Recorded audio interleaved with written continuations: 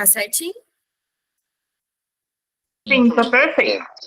Show, então tá bom, gente, vamos lá. Pessoal, boa noite a todos que estão aí, quem está chegando agora também, quem já está aqui conosco. Agradeço primeiramente aqui ao convite da equipe do Perícia em Foco, né, para a nossa conversa hoje. Gostaria de deixar todos muito à vontade para perguntar durante a fala, porque às vezes passa uma questão e aí vai só no final poder perguntar e isso pode se perder. Então, uma dúvida que surgir ali, algo interessante, uma colocação, compartilhar algo também, fiquem à vontade para a gente poder ir conversando aqui, para ser algo bem interativo, tá bom? Vou dar aqui início, então, e fiquem à vontade para qualquer dúvidas. Então, nós temos papiloscopia, como já foi aqui apresentado, eu sou Ludmila. Vou falar rapidinho aqui do meu currículo, né, profissional. Eu sou biomédica, então me formei pela UFRJ, que é Federal do Rio de Janeiro, e é um curso bem particular, porque a gente tem no último ano da biomedicina a opção na UFRJ de escolher uma ênfase, né? Então a gente pode optar por 3 nichos, né? Fazer ali um ano de pesquisa, que é ciência e tecnologia, um ano de análises clínicas ou um ano de biociência legal, que seria, então, uma ênfase na área forense dentro do curso de biomedicina, especificamente. E aí, essa ênfase tem a intenção de apresentar disciplinas na faculdade mesmo, que tenham uma correlação com a área forense e também encaminha ali para um estágio, né, dentro desse âmbito forense. Quando eu estava na faculdade, foi lançada essa modificação na UFRJ, e nesse período eu também fiz um intercâmbio, então foi meio que junto, assim, né? Então, durante a graduação, eu fiquei 1 ano e meio na Inglaterra, então na University of Lincoln. E fora do Brasil, diferente, né, daqui, nós temos graduações em ciências forenses especificamente, e essa graduação, ela é plena, né, dura 3 a 4 anos, e é o pré-requisito para o perito criminal fora do Brasil. Então, lá não é concurso público, pelo menos na Europa, assim, né, pelo que eu vi, é um contrato. Então, você é como se fosse um CLT, né, aqui no Brasil. Então, você é contratado e o requisito que você tenha minimamente ali é ser graduado em ciência forense. Então, por isso que lá é muito mais robusta do que nós temos aqui no Brasil por enquanto, até porque a gente não tem esse apelo, né? Então, profissionalmente falando, o perito criminal, o papiloscopista, legista, ele pode ter outras graduações que não necessariamente uma em forense, né, especificamente. E foi nesse intercâmbio que papiloscopia apareceu para mim, que nós tínhamos lá várias matérias, uma delas era o CSI avançado, era Advanced CSI, a disciplina, e nós tínhamos várias disciplinas dentro desse Advanced CSI, e papiloscopia era uma delas. E eu gostei muito logo que eu conheci, e optei por fazer o meu TCC em papiloscopia lá na Inglaterra. Então, também fiz um estágio, né, durante esse tempo lá de 3, 4 meses, e eu já iniciei a minha carreira em papiloscopia nessa época, em 2013, meu primeiro contato, né, faz 10 anos já, que eu comecei em papiloscopia, e meu contato inicial foi com técnicas de revelação. Então, o meu início em papiloscopia já foi na área, né, criminal, especificamente ali em local de crime em laboratório. E é a linha que eu sigo, né, até os dias de hoje. Sou mestre também pela UERJ, então eu saí da federal, fui para a estadual. O mestrado também é na área de papiloscopia, só que também tem a parte da genética. A gente sabe que a ciência forense como um todo ainda não é tão difundida no âmbito acadêmico, então não existe um mestrado especificamente, um doutorado em ciência forense, que vai sair mestre, né, ou doutor em ciência forense, mas você pode propor projetos, né, de pesquisa que tenham essas áreas. E aí, nessa época, era 2018, mais ou menos, não se falava de forense muito na universidade, era bem fechado. Então, eu dei entrada ali pela via molecular, né, que é a genética forense, junto com a papiloscopia. Hoje é um pouquinho diferente, nós temos até pela UERJ hoje um convênio com a Polícia Civil aqui do Rio de Janeiro, lá com o IFP, que é o Félix Pacheco, em papiloscopia mesmo, então a gente tem papiloscopistas, né, peritos papiloscopistas do estado do Rio, 2 turmas já, que fazem mestrado com a gente na UERJ, então a gente está mudando aí esses paradigmas, né. Atualmente eu estou há 2 meses de defender a minha tese de doutorado, minha defesa é final de fevereiro, e aí vou fechar nesse ciclo aí de 4 anos de doutoramento, e toda a minha carreira ela é voltada para docência, então educação e pesquisa em ciência forense, papiloscopia especificamente. Então, sou docente em alguns cursos, como pós-graduações, na Unileia, no Exército também. A gente tem perícia no âmbito militar, assim como lá no âmbito civil, tem no âmbito militar também. E eles têm um curso, né? Então, é diferente da Polícia Civil, né? Na Polícia Civil, você faz um concurso público para aquele cargo. E você assume um cargo, né, do Estado ou da Federação de perícia. No caso do âmbito militar, seja Exército, Marinha ou Aeronáutica, nas Forças Armadas, de modo geral, e também na Polícia Militar, você faz concurso para a instituição, né? Para o Exército, para a Marinha, Aeronáutica ou para a PM, e lá você vai optar, você vai se voluntariar para fazer o curso de perícia, passar por uma seleção e aí poder completar esse curso. Então, nesse âmbito de Forças Armadas e Forças Auxiliares, especificamente a PM, a gente tem uma função, né, de perícia, não é um cargo especificamente como é na Polícia Civil.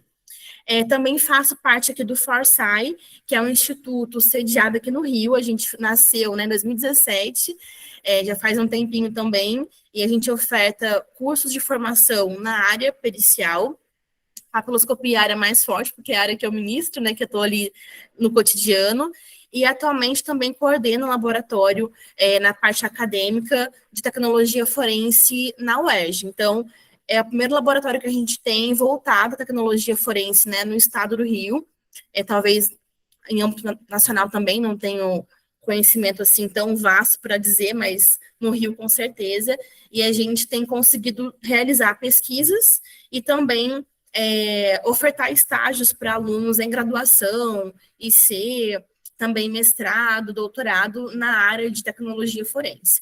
Então, basicamente, essa a minha jornada aí nos últimos 10 anos, vamos colocar assim, né, de atuação. Como tem muita gente na sala, eu não vou conseguir perguntar de cada um, né? Mas caso vocês queiram compartilhar aí no chat, né, o que faz e tudo mais, fiquem à vontade. Iniciando, gente, eu trouxe aqui um contexto, né, geral para vocês. Talvez alguns já saibam esses contextos aqui, essas teorias, né, mais básicas, mas outros talvez nunca tenham ouvido falar dessa área, né? Papiloscopia, então, é uma ciência que vai se dedicar especificamente a estudar as impressões papiloscópicas, né? Então, a impressão papiloscópica, ela pode ser de 3 áreas, digamos assim, né? Então, a impressão pode advir da ponta dos dedos, então seria a datiloscopia. A impressão pode advir da palma das mãos, então seria a quiroscopia ou análise de impressão palmar, ou também a impressão pode advir da sola dos pés, que é a impressão podoscópica, e a área é a podoscopia. Então, a PAP é como se fosse a ciência guarda-chuva, né? Nós temos aí 3 grandes áreas associadas ao estudo das papilas dérmicas de modo geral, né? E quando a gente fala dessa impressão papiloscópica, a gente vai estudar elementos morfológicos, né, que estão aí no nosso corpo, e quando a gente vai tocar uma superfície, a gente transfere essa informação mediante ao contato. Os elementos são chamados, então, de cristas, que são os relevos dérmicos ali, ou também na imagem são essas linhas negras, e também pelos sulcos, que é o espaço entre as linhas. Aqui a gente tem uma imagem de uma impressão que a gente, no dia a dia, né, acaba chamando de fragmento, porque ela é uma parcial, mas fragmento é um termo, é um jargão, né, não é um termo correto. O termo correto é vestígio papiloscópico, né?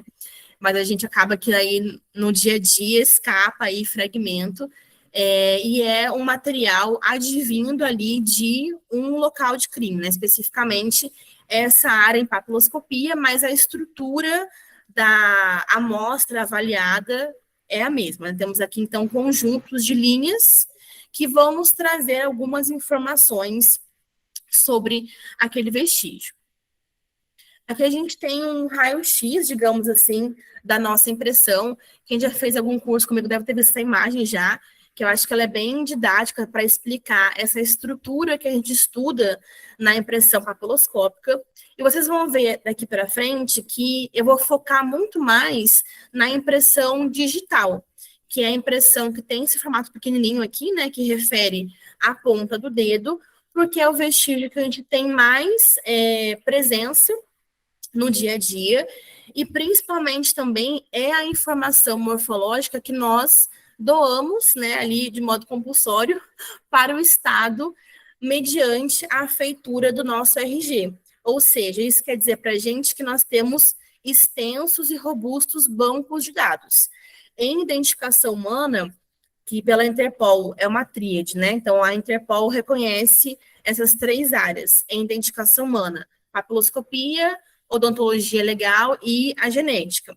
Então, para esse fim aqui, eu tenho que ter sempre uma referência para poder comparar com a impressão questionada. Então, seja em PAP, seja em odonto ou DNA, a chegada, né, àquela identificação, seja identificar um cadáver ou identificar a autoria de um vestígio, é sempre um exame comparativo.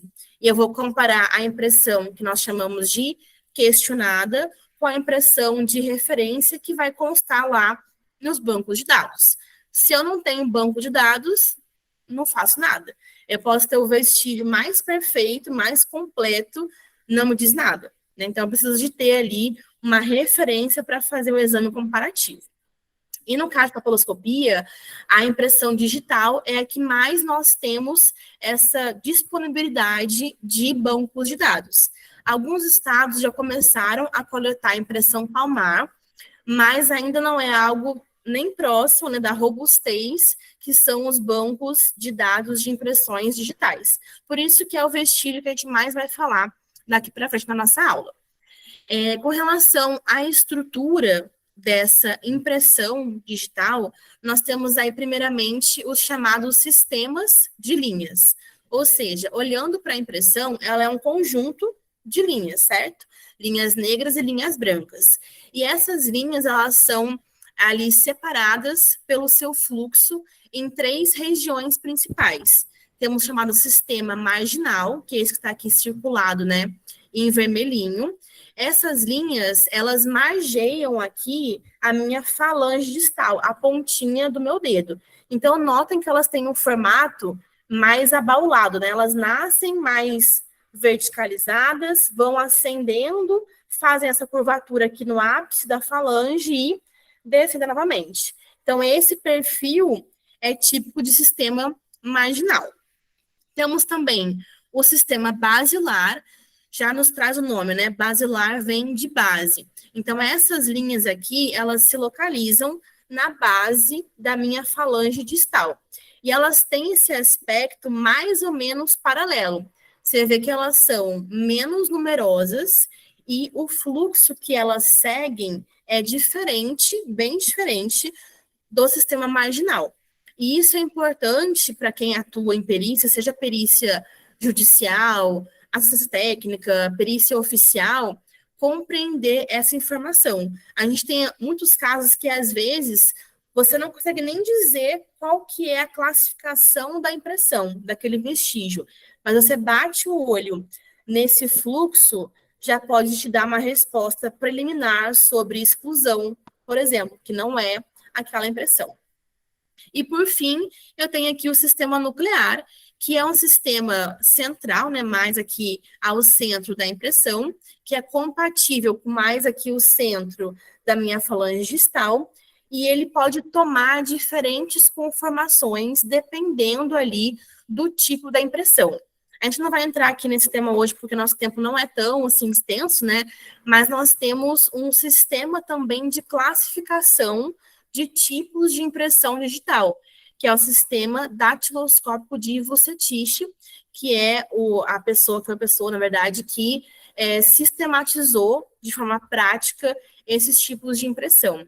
E por esse sistema, nós temos classificações de impressões que vão se basear nessa estrutura aqui da nossa impressão, mas principalmente nessa figura que está em azulzinho aqui, que é o nosso delta ou figura déltica.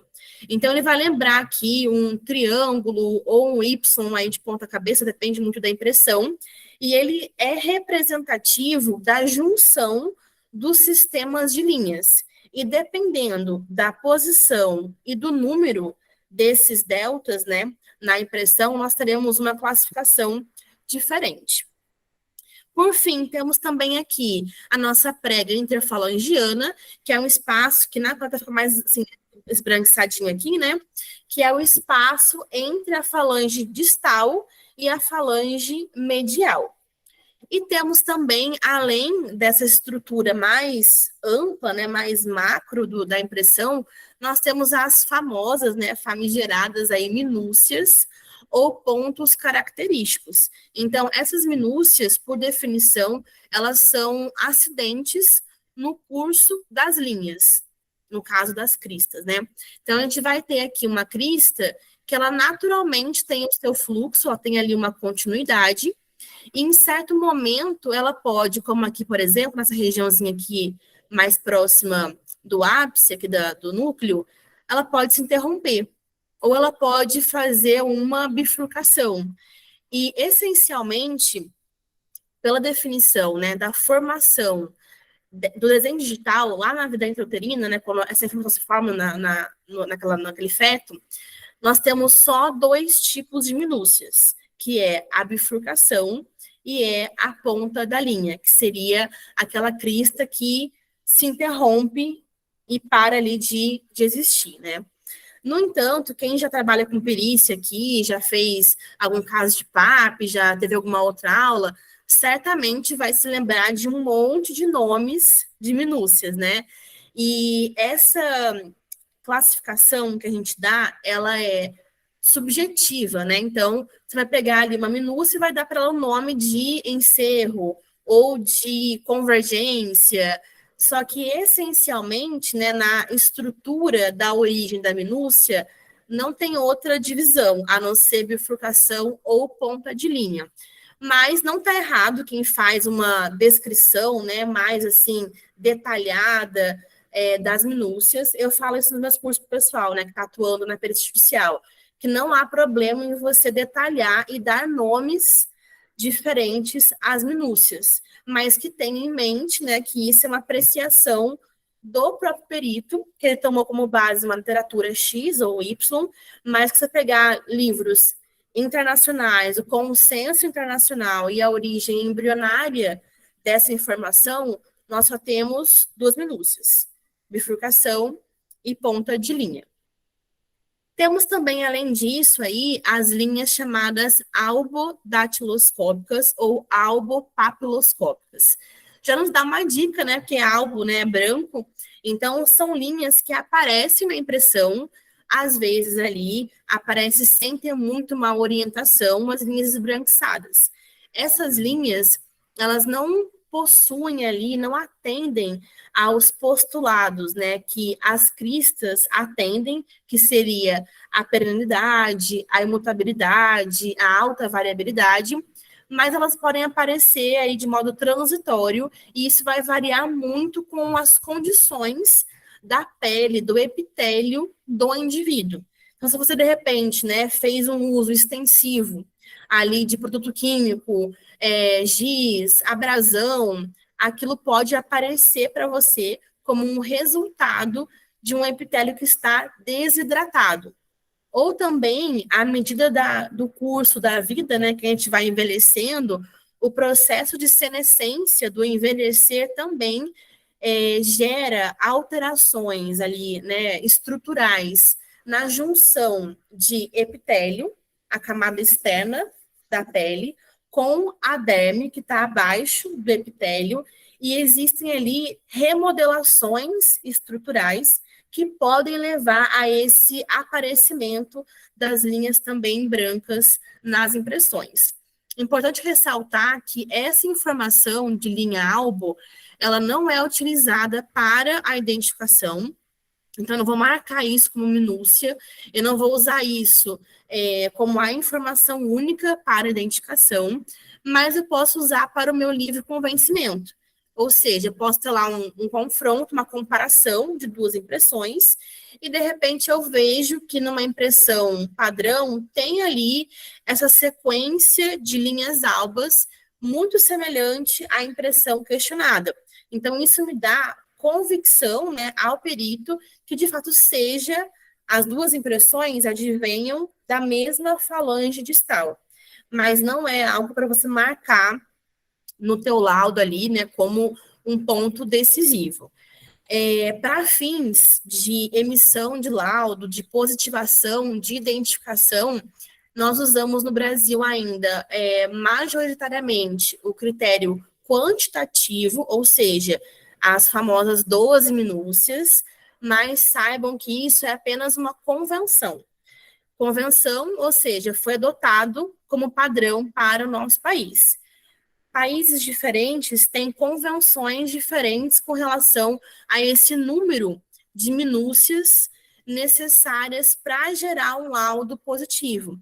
E há países como Austrália, acho que Suíça, também, se não me engano, que eles já estão usando não mais esse critério de marcar minúcia, de achar ponto em comum, mas sim os aspectos qualitativos do vestígio, né? Que seria basicamente a conformidade de estrutura, o fluxo de linhas, ou seja, o sentido que elas tomam especificamente, o número de linhas, né, entre pontos ali de modo arbitrário que foram elencados, outros aspectos que não o quantitativo. E isso por quê? Porque já se sabe que cientificamente não existe uma base científica nenhuma para exigir número mínimo de pontos para se chegar à identificação. E nós sabemos disso por quê, né? Porque lá em 1978 houve uma primeira reunião anual internacional da comunidade científica e vários países colaboraram com essa pesquisa. Foram 3 anos de pesquisa de países diversos do mundo para chegar a esse consenso. 2018 foi renovada houve uma nova reunião, né, eles renovaram essa certeza, né, desse conceito, e até hoje a gente tem isso por enquanto. Pode ser que isso mude? É provável que não, mas saibam que não existe base científica necessária que exija um número mínimo de pontos. Isso quer dizer que você pode fazer uma emissão de um laudo com menos de 12 pontos, desde que você consiga justificar isso, né, embasar o seu laudo nesses artigos, nessas pesquisas, e mostrar, né, por A mais B, com fatores quantitativos e qualitativos, que existe confluência entre a impressão questionada, que é o vestígio, e a impressão de referência. Vamos lá. Com relação às áreas de aplicação. Então, papiloscopia, a gente pensa muito assim no criminal, né? Que eu acho que é o que mais salta aos olhos. Eu também entendo, porque é a minha área, é a área que eu mais gosto, mas temos também outras áreas de atuação, que veremos um pouquinho nos slides seguintes. Temos a identificação civil, neonatal, a pós-morte e a criminal, focada aí em locais de crime especificamente, que vai ser mais o tema da nossa conversa hoje. Com relação à identificação civil, eu acho que é um tema muito afeto ao nosso dia a dia. Então, todo mundo tem um RG, uma carteira de identidade. Só que, para nós, a identificação civil ela foi durante muitos anos um problema. Desde 97, a gente teve tentativas, né, de legislações para tentar unificar, né, ali o tipo de RG, a estrutura, a numeração, porque a gente sabe, quem trabalha aí com grafo, DOC, PAP, que existe uma série, crimes digitais também, virtuais, né, uma série de abençoados por aí, né, que trabalham com fraudes, né, documentais. Então, nós temos, né, um documento desse emitido em cada estado, com características do documento diferentes, com um número diferente, é uma porta, assim, imensa para crimes, né, de fraude ali, que tem várias questões aí de transtorno para o Estado e também para o indivíduo. Então, a gente teve várias tentativas de leis desde 97 para modificar isso, mas apenas aqui em 2022 nós tivemos um decreto, no começo do ano passado, e esse decreto trouxe para a gente um documento único de identidade. Então, esse documento trouxe uma grande novidade, que seria os estados pararem de emitir o número de registro geral, que é o RG, particular do estado, e adotar já o CPF, que é um número único que identifica com a pessoa. Então, a gente diferencia ali muito bem pelo CPF. Então, isso começou em 2022. Esse ano teve uma lei, efetivamente, aqui em janeiro desse ano, que sedimentou isso. Aí tivemos algumas outras alterações com relação a prazo para o Instituto, né, emitir o novo RG, mas, enfim, já está sedimentado e, teoricamente, nós teremos aí nos próximos anos uma melhora na questão civil da identificação pelo nosso RG aí. Então, a novidade aqui especificamente é que nós temos o CPF como número único de identidade. Aqui o modelinho, né, da carteira que está sendo emitida já. Acho que muitos estados estão emitindo, então a parte civil não é muito a minha área, mas pelo que eu vejo os colegas comentando, as divulgações, já muitos estados emitindo esse documento novo, né? E notem que nesse documento você continua tendo a assinatura do titular, né, que está aqui, mas você não vê a digital. Então, eu até conversei com o Maciel, Antônio Maciel, ele foi presidente da FINAP, que é uma federação de papiloscopistas, né, no Brasil, e hoje ele é presidente da CONAD, que é um grupo maior aí de diretores do Instituto de Educação do Brasil, né? E ele comentou nessa eventualidade que esse QR Code aqui seria lido pelo aplicativo do GovBR e poderia nos fornecer ali a informação, né, digital dessa carteira com o RG também. Mas que isso não estava, quer dizer, com a digital, né, e tudo do RG. Só que não estava ainda ativo, funcionando, que seria um processo que seria pelo GovBR, né? Então, estamos aí nesse passo a passo ainda. Houveram modificações na estrutura, né, e nos campos também, nos símbolos, mas ajustes que vão acontecendo normalmente, né, que é uma grande mudança aí a nível nacional. Aqui um outro exemplo, e interessante também que no decreto, eles nos falam que, na eventualidade de da pessoa não dispor do polegar direito para fazer lá a posição, né, que nós temos na identidade, que poderemos usar os demais dedos na sequência. Então, a gente pode vir a encontrar futuramente aí um padrão de RG que não é polegar direito, que vai ser talvez um indicador esquerdo, né, ou um polegar esquerdo. Então, algo para a gente ficar atento aí daqui para frente nas perícias também, né? Algo mais a longo prazo. Com relação à identificação criminal, falando em identificar criminalmente aquele que já é civilmente identificado, nós temos na Constituição Federal, o artigo 5º lá, né, uma disposição clara sobre isso, que a pessoa, nós, né, comum aqui, que temos a identificação civil, não poderemos ser identificados criminalmente, salvo em hipóteses previstas em lei. Ou seja, não pode ser do nada alguém chegar e te atribuir a identificação criminal, que isso é muito pesado socialmente, né? E com várias implicações. E aí, nessa lei 12.037, que trata, né, de identificação, nós temos no artigo 3º lá as condições nas quais você pode ser ali identificado criminalmente. A primeira delas é numa situação dessa de ter sido aí preso, né, e precisar passar pela identificação criminal. Então, quem tiver curiosidade depois, dá uma lidinha, é legal ter essa consciência das condições lá. Tem até a situação de apresentar documento rasurado, que não permite identificação, né? Algo que dá até um pensar na gente, que às vezes a gente tem um RG caindo nos pedaços, né? De repente é na hora de fazer uma segunda via aí, né? E não ficar com o documento rasurado. Na sequência, temos a identificação neonatal. Então, quando a gente fala de neonatal, eu falo de recém-nascido. E aí eu vou ter especificamente essa memória, essa lembrança dessa coleta, né? Lá dos pezinhos. Não sei se alguém aqui do grupo, né, tem esse documento, né, de quando nasceu, ou de um filho, de um parente, né? Eu não sei se eu tenho isso mais, pode ser que eu nem tenha, mas a questão é que a maioria não tem, né? Sempre perguntam isso nos eventos e quase ninguém tem. Porque isso aqui, de modo geral, é procedimentar, mas não constitui banco de dados. Então, a gente não tem, infelizmente, na situação atual, uma identificação funcional do neonatal, de quem acabou de nascer, pela papiloscopia. Porque essa informação que é coletada, ela tem dois problemas. O primeiro é que não vai constituir um banco de dados, né, do Estado, e segundo, que a qualidade dessa coleta ela é muito prejudicada.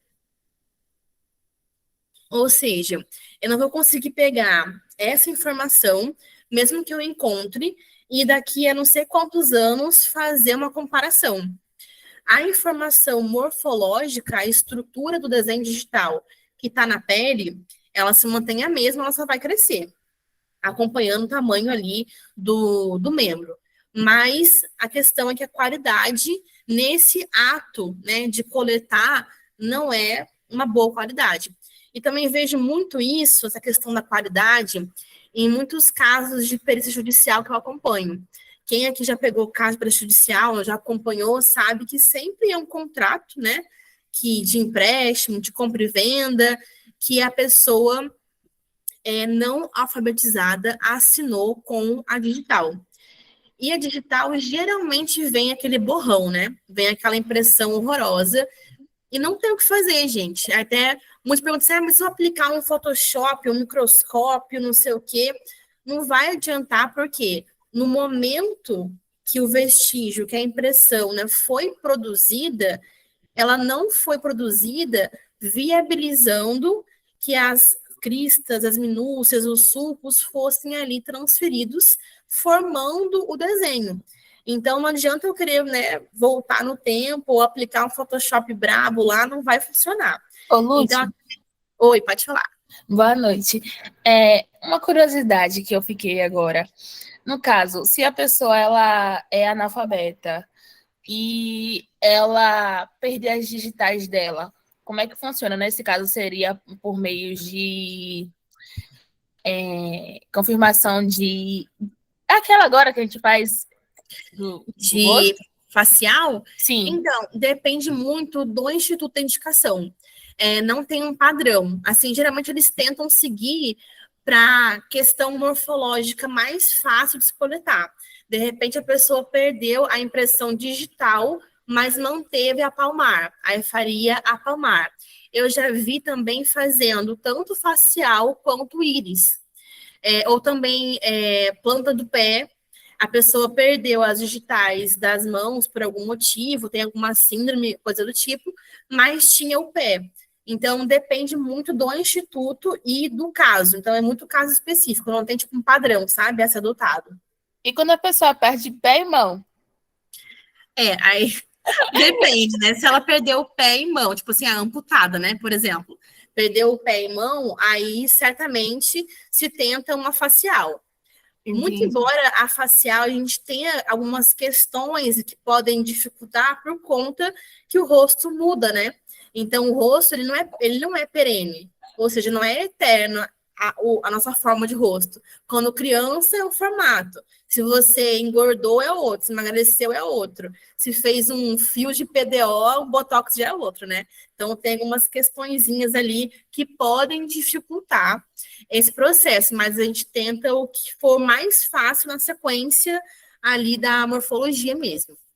Entendi. Eu perguntei isso porque com meu pai ele é pedreiro, então ao decorrer do tempo, o cimento e os materiais que ele utiliza acabaram corroendo as digitais dele, tanto da mão quanto do pé. E Sim. aí, quando a gente foi para o banco resolver alguns problemas, infelizmente eu tive que cancelar a digital dele. Aí eu achei que nesse assunto também deveria ter outra Uhum. forma. Sim. Como que eles fizeram nesse banco? Fizeram alguma outra forma ou assinatura mesmo? Continuou com a assinatura dele e com outros tipos de cartão.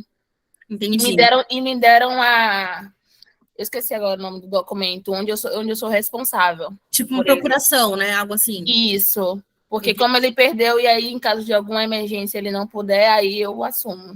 Sim. Então, nesse caso, quando a pessoa tem, né, uma abrasão durante muitos anos, como foi o caso do seu pai, né, com cimento, com cal, coisas assim mais abrasivas, a gente vê pela literatura que se a abrasão ela foi interrompida, né, e aquela pele for tratada, existe uma possibilidade daquele desenho regenerar, porque ele nasceu com o digital. Ele perdeu ali no processo por conta da abrasão, né, consequente ali dos anos. Mas há estudos que mostram que é possível você tentar recuperar aos poucos essa pele. Claro que tem questões, né, inerentes ali a cada caso, e também o quão intenso, né, foi essa abrasão, mas tem essa possibilidade também. De repente, verificar algo assim, né, para ele tentar recuperar o desenho digital. Ludmila, Oi. ligando a esse assunto que você acabou de falar, hoje em dia está muito comum os bancos pedirem aquela facial, né? Aquela foto facialzinha, né? Que você faz Sim. pelo celular, tudo. Uhum. Você está sabendo de alguma coisa que já, assim, no futuro ou próximo, né? Vai existir essa coisa de reconhecimento facial através da ida dos olhos, alguma coisa do gênero, para substituir essa coisa do digital, sabe? Sim, E entendi. como fica o objeto da papiloscopia, pegando o gancho aí com o que o colega falou, Isso, em boa, boa. relação a isso, ao futuro, às projeções, porque a Sim. papiloscopia vai ser restrita ou vai ser abranger? Como vai ser o objeto? Então, do ponto de vista prático, no âmbito das polícias, né, que tratam com a identificação civil, né, de nós todos, a identificação facial é papiloscopia, faz parte do papiloscopista, né, dessa atribuição dele no dia a dia. Então, a gente tem também institutos que é o perito criminal, né, que atua na parte facial, mas em muitos estados, como aqui no Rio, a facial quem faz é o PAP. Então, eu creio que não vai ser uma coisa desencontrada, né? Pode ser que você tenha, assim, futuramente, aplicações de banco, até de, como a gente tem hoje mesmo em alguns prédios, né, que já é o facial, que vão implementar. No entanto, como eu falei, né, existem algumas questões com relação aos postulados dessa morfologia facial em identificação. Porque o desenho digital, ele é perene, nasce com a gente, desde a vida lá no útero até o pós-morte, ele é altamente variável, não se repete especificamente, não muda. Agora, a face, ela não atende a todos esses postulados. Então, a gente tem algumas questões já começando por aí. E uma outra questão também, né? O banco de dados. Então, para você armazenar uma informação de face, que é muito maior e mais complexa que o algoritmo que nós extraímos da impressão digital, equivale a um custo muito maior para o Estado e para as aplicações aí, especificamente. Então, eu entendo que futuramente a gente vai ter, sim, como já está vendo isso, né? A questão do facial, mas eu não vejo como uma substituição da PAP, não, da digital. Então, eu não vejo essa possibilidade pelas questões práticas mesmo. Pode ser que andem concomitantemente, mas eu não vejo o facial entrando no lugar de digital, não. Pelo menos a minha visão, assim, profissional falando, né? Não sei que os colegas aí podem argumentar. Seria uma evolução, ao mesmo tempo que seria um retrocesso, porque voltaria aquele retrato falado, a imagem? Não, aí acho que não, porque a questão das análises faciais, né, a leitura também é automatizada. Então, acho que não voltaria à questão de você desenhar, porque quando você fala, está falado, remetendo, né, àquele desenho manual. Então, acho que a gente não voltaria para esse momento, não, pelo que eu entendo. Ainda existe instituto, né, que faça essa abordagem quando necessário. Até tem um amigo meu, que é o Pedro Ivo, lá de Pernambuco, papiloscopista, assim, fantástico, né? Ele fez muito e faz ainda na mão, mas ele também já migrou para a questão automatizada. Então, a gente tem a tecnologia sempre como uma aliada aí nas perícias, com certeza. Ludmila, Oi. boa noite. Aproveitando já, né, que você está falando sobre essa questão, eu tinha algumas perguntas, mas eu só basicamente Uhum. vou fazer continuação. No Sim. caso, como que ela pode ser combinada, né, com outras técnicas forenses, como genética, para aumentar a precisão na identificação de indivíduos em casos de investigações criminais? Sim, excelente pergunta, muito bom. A gente tem visto, né, nos últimos anos, essa tendência à integração das áreas, né? Quando eu comecei meu mestrado, isso 2017 para 18, mais ou menos, quando eu comecei a pensar no mestrado, entrei em 17, se não me engano, 17 mesmo. Eu estava num laboratório de genética forense, que fica aqui no Exército, no IBEX, que é um quartel de saúde aqui do Rio. E era genética o tema. Então, a gente ficou tipo assim, como que a gente pode juntar as duas áreas? E nesse mesmo ano, eu tinha ido a um congresso de criminalística e eu tinha ouvido, eu era aluna ainda, né? Um perito falando que não existia possibilidade das áreas se integrarem, porque PAP usava reveladores químicos, né? Pós, cianacrilato e tudo mais, que era prejudicial para o DNA. Então, as áreas não poderiam conversar. E isso eu fiquei assim, meio impactada na época, eu fiquei meio assim, mas a gente começou a buscar na literatura e fora do Brasil, desde os anos 90, já se existe essas pesquisas, né, que mostram a aplicação das duas áreas, que no DNA seria a chamada área do DNA de toque. Ou seja, a gente avalia aquele material que foi transferido pelo toque através do DNA. Ou seja, impressão digital, né, que se enquadra aí nesse contexto. E aí eu fiz o mestrado nessa área especificamente. Então, eu testei ali dentro do laboratório a questão de você revelar a impressão digital e numa eventualidade daquele vestígio papiloscópico não for bom para confronto, papiloscopia não puder atender mais aquela identificação, a gente poderia fazer a análise genética do vestígio, né? Mesmo depois de revelado. Isso é feito de modo cotidiano fora do Brasil. Aqui a gente começou a ter isso um pouco mais presente na rotina das polícias, né, de modo geral, por ocasião do banco de perfis genéticos. Porque até então, você só fazia exame de DNA se tivesse um suspeito, né, que é um caso fechado. Então, vou fazer ali uma amostra de swab X do local versus um suspeito X que eu conheço. Agora, como a gente tem desde 2012 o banco, né, de DNA que vem crescendo, a gente consegue processar vestígios sem ter necessariamente um suspeito ali especificamente. Então, isso abriu uma margem muito interessante para as áreas se integrarem e para isso virar uma rotina, né? Agora, com relação a aumentar a precisão, não seria exatamente aumentar a precisão, seria usar outra área de identificação. Eu estou usando a papiloscopia, no caso, o vestígio papiloscópico, mas para a área de DNA. E no DNA, como eu fizer esse exame, vai ser 100%, né, a minha frequência final, né? Não vai ser aquele 999% como é no teste de paternidade. Vai ser a minha amostra, vamos supor, o DNA que está na minha impressão, que vem de células de descamação do epitélio, ele tem que ser totalmente compatível com o perfil do meu suspeito. Então, eu analisei geneticamente uma digital. Aí, em papiloscopia, a gente tem outros parâmetros para dar essa segurança, né, a assertividade na identificação. Então, essas duas áreas caminham bem, tanto quanto a odonto e o DNA, porque eu posso fazer extração de DNA do dente, por exemplo, né? Então, eu posso conseguir fazer também esse processo. Entendi, obrigada. Nada. Ludmila, boa noite. Boa noite. Seguinte, é uma questão histórica, tá? Vamos lá.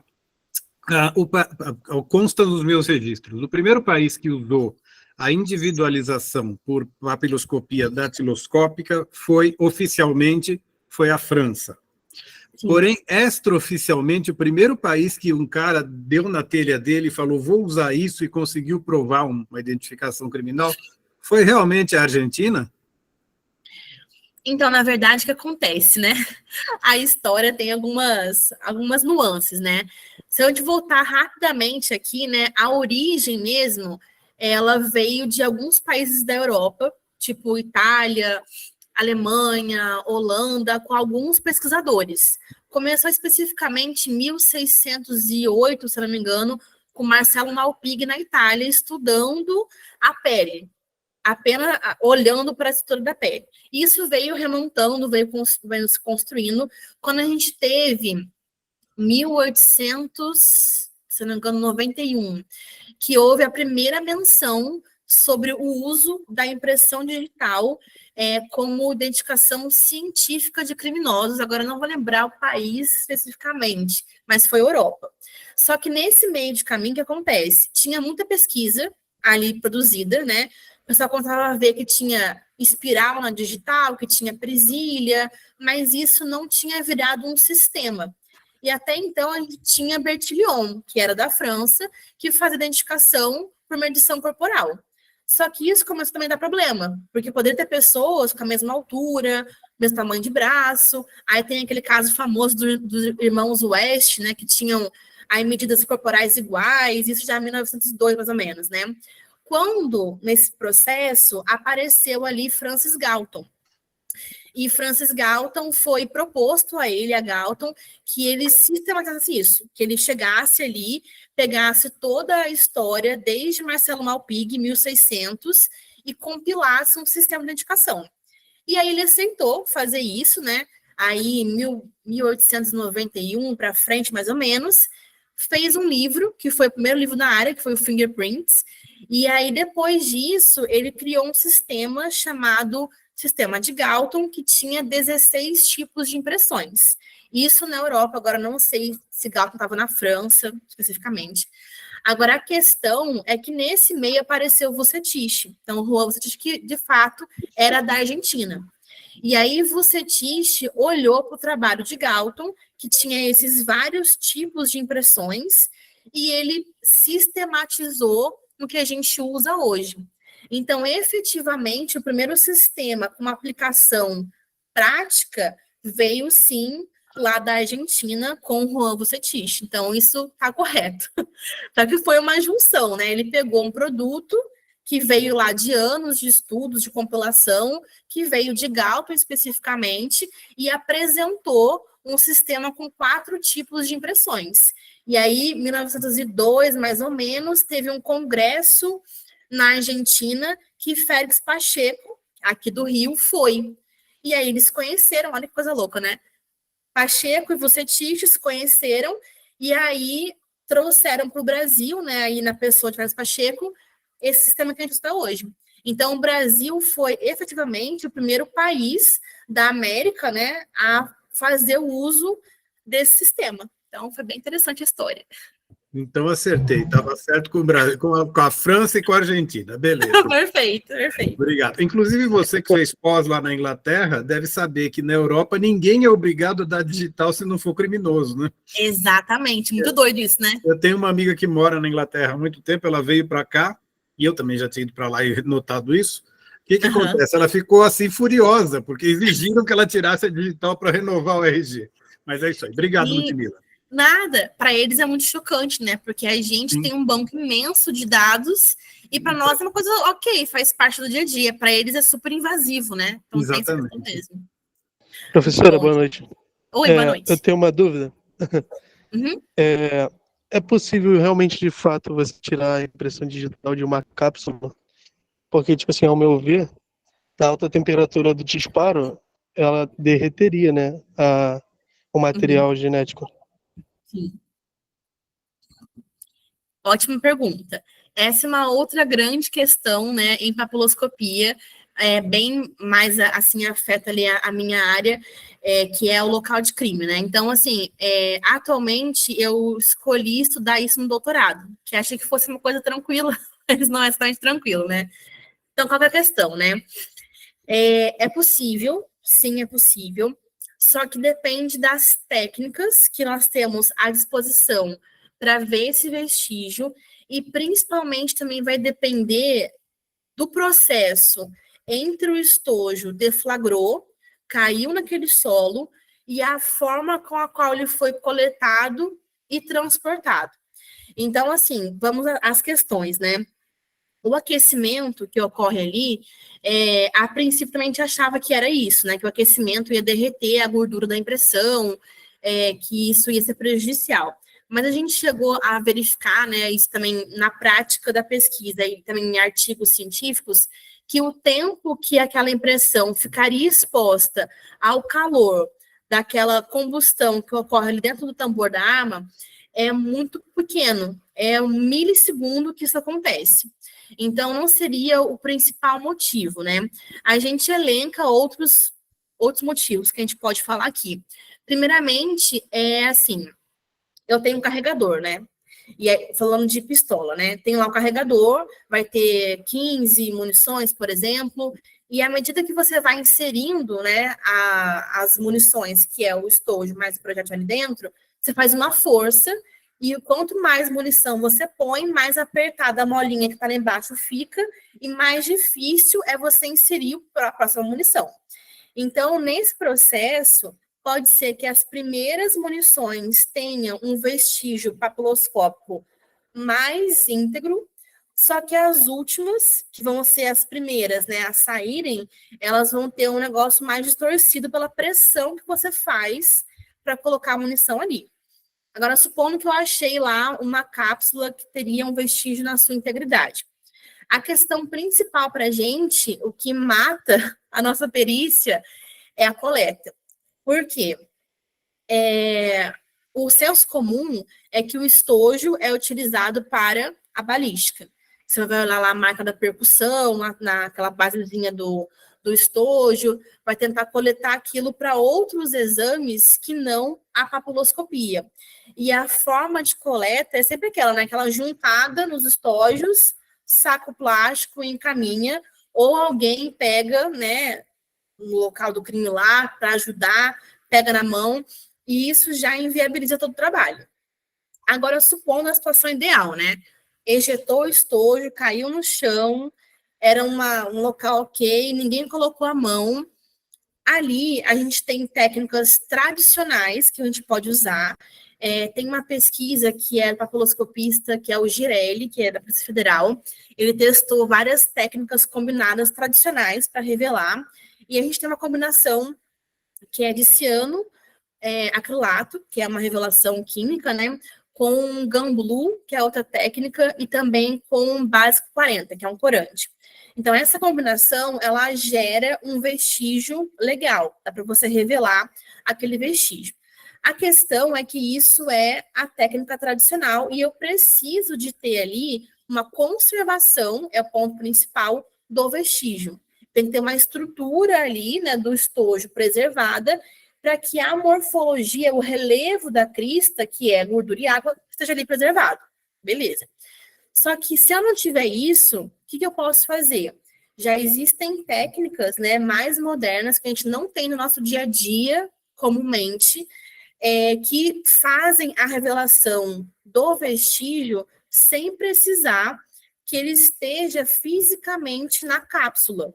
Ou seja, eu posso pegar esse estojo, eu posso passar a mão, posso lavar ele na água, pôr lá no saco de evidência, e eu ainda consigo fazer a revelação. Por quê? Essas técnicas mais modernas, elas vão se basear na alteração, uma delas, né? Na estrutura do metal, ou seja, na oxidação que o vestígio papiloscópico causa no metal. Ou seja, a gente vai tentar revelar essa microtatuagem que acontece naturalmente mediante o contato da digital, gordura, água com o metal. Então, tem técnicas que já fazem esse processo. Uma delas... Oi, pode Desculpa, falar. só para entender, então. Nesse caso das técnicas mais modernas, você estuda, no caso, o metal do que por si só a digital, né? Perfeito, é isso. Eu vou estudar ali a mudança. Algumas técnicas elas usam um pó específico que elas vaporizam esse pó numa cabinezinha específica e esse pó ele interage, olha que coisa louca, com a mudança do campo eletromagnético que a digital causa no metal, ou seja, oxidou, né, mudou a estrutura do metal. E é uma técnica mais recente, mais moderna, chamada de VMD. VMD é deposição de metal a vácuo. Essa técnica, ela foi, assim, descoberta em 1960, então não é muito antiga. Só que ela não ganhou na época repercussão, depois de anos foi ali, é uma máquina, né? Ela foi remodelada, enfim, e agora ela voltou, né, à tona, e ela é uma grande promessa para a gente em papiloscopia, porque ela se propõe a revelar tanto digital em estojos, que é para a gente um grande gargalo, né, em local de crime, tanto quanto revelar impressão em tecido, que no dia a dia, com o pó revelador, com o cianocrilato, nós não revelamos. E esse VMD, a gente tem no Brasil 3. O primeiro foi lá para Belo Horizonte, na Polícia Federal. O segundo, Polícia Civil do DF, em Brasília. E o terceiro aqui no Rio, que vai chegar em março. Então, a gente vai ter ali alguns locais com essa técnica e a tendência é que isso se espalhe para todo o território nacional, né? Então, a gente vai ter uma chance, uma possibilidade de muito mais resolutiva do que nós temos hoje, né? Mas aí depende de ter uma tecnologia mais moderna, digamos assim. Consegui explicar? Conseguiu sim, muito obrigado, professor. Nada. Pessoal, Eu tenho uma pergunta. pessoal, só um pouquinho. Lud, aqui é Sol, eu sou Oi. administradora do grupo junto com o David. Vamos fazer o seguinte, galera, eu sei que o tema é incrível, que a gente tem 1 milhão de dúvidas. Vamos guardar um pouquinho as dúvidas, deixar a Lud continuar com a apresentação dela, e aí a gente pergunta mais pro finalzinho, senão a gente vai ficar aqui tirando várias dúvidas, e a gente não vai conseguir deixá-la concluir a apresentação. E aí, no finalzinho, a gente pergunta, caso não dê tempo, a gente marca com a Lud aí uma sabatina, e a gente pergunta várias coisas para que ela possa concluir, pode ser? Perfeito. Belezinha, pode continuar, Lud. Também pode pôr no chat, né, só a perguntinha para não esquecer, né? Isso, coloquem lá no chat aí quando a Lud terminar, se ainda tiver tempo, aí vocês fazem por voz, ou a Lud vai lá no chat e dá uma olhadinha, a gente vê como é que fica melhor, só para ela poder concluir aí com os slides e a apresentação dela. Belezinha? Então, vamos lá, gente. Na sequência, então, fechando aqui a questão da dedicação neonatal, a gente tem uma tecnologia também, desde 2019, eu pude acompanhar esse processo de tecnologia, porque ela começou lá em Pernambuco, e eu, na minha carreira aqui, acabei conhecendo e tendo um carinho, uma amizade muito grande com o pessoal lá de PAP de Pernambuco, então eu pude acompanhar o lançamento desse sensor aqui, que a intenção, a gente sabe que a impressão podoscópica é problemática, então a gente tem uma tecnologia que é esse scanner de alta resolução. Até tem outra empresa, acho que é a Griauri, se não me engano, essa aqui é a Natosafe, que ela também fornece esse material. E a intenção é que na sala de parto, então a mãe deu à luz, a criança vai ser ali higienizada direitinho e já vai ser identificada. Então, você vê aqui, é bem pequenininho, é um scanner super levezinho, não é gelado, é um plástico, né, bem tranquilo, e ele tem a capacidade de captar essa informação dos dedinhos, que ela é muito difícil de você enxergar ou de você entintar, naturalmente com uma tinta que a gente usa no dia a dia, né, e coletar. Então, a gente tem essa possibilidade, que é a identificação neonatal na maternidade. Então, daqui, o sistema já gera um RG para a criança que acabou de nascer. Então, isso é bem interessante. Ainda não está, assim, amplamente, né, aplicado em todo o Brasil, mas há hospitais que já têm a tecnologia, que é bem interessante para a gente, né? Também para evitar troca de bebês, né, sequestro. Quando você sai da maternidade, no caso, né, tendo esse processo, o que acontece? Há uma conferência das digitais da mãe, que foram previamente vinculadas com a da criança na saída do hospital. Então, para não ter risco ali, né, de trocar os bebês, enfim, como é uma questão que acontece, mas pouco divulgada, né? E fechando aqui, né, nós temos também essas áreas, talvez, que são mais divulgadas, né? que é a parte de vestígios, que é a parte que nós vamos daqui a pouquinho mais detalhes, a identificação pós-morte. Então, a gente sabe que existe a necessidade, né, por lei, de identificação daquele cadáver desconhecido, e nós temos uma área para papiloscopia, que é a parte de necropapiloscopia, que é a PAP pós-morte, né? Então, essa parte de necro, ela vai se dedicar ao estudo ali das técnicas para a gente poder tratar, né, hidratar, restaurar essa pele do cadáver. Essa pele, ela pode vir ali de uma situação natural, uma morte recente, existe uma integridade da estrutura da pele, ou pode ser uma situação mais dificultosa, como, por exemplo, uma ação térmica como essa aqui. Então, a carbonização é uma ação térmica intensa, né? Ali, o aquecimento muito intenso, uma queima, que vai levar a você desidratar a pele. É basicamente isso, é uma pele altamente desidratada. E aí, papiloscopia pós-morte, ela vai tratar aquela pele para reidratar aquele tecido na tentativa de reestruturar a nossa epiderme, também a nossa derme, para coletar a impressão daquele cadáver. E nós tentamos muito isso, por quê? Novamente, por conta dos bancos de dados. Porque nós temos, então, extensos bancos de dados, né?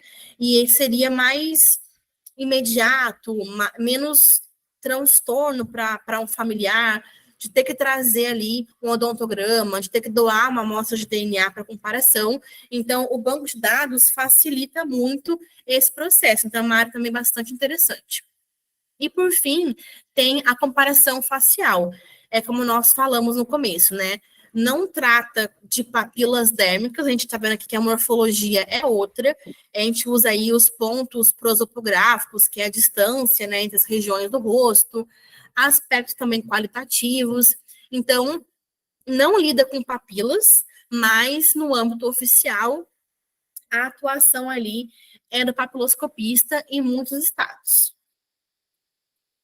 Com relação às áreas de atuação, brevemente, creio que todos aqui já tenham esse conhecimento, né?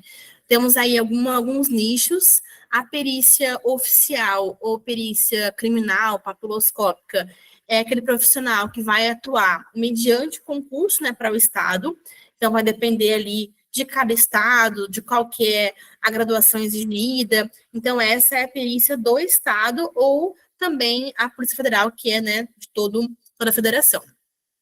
Mas temos também papiloscopia na perícia não oficial, que seria perito judicial, particular extrajudicial, assistente técnico jurídico. Esse perito ad hoc aqui, gente, esse ad hoc quer dizer para este fim, né? Perícia para este fim.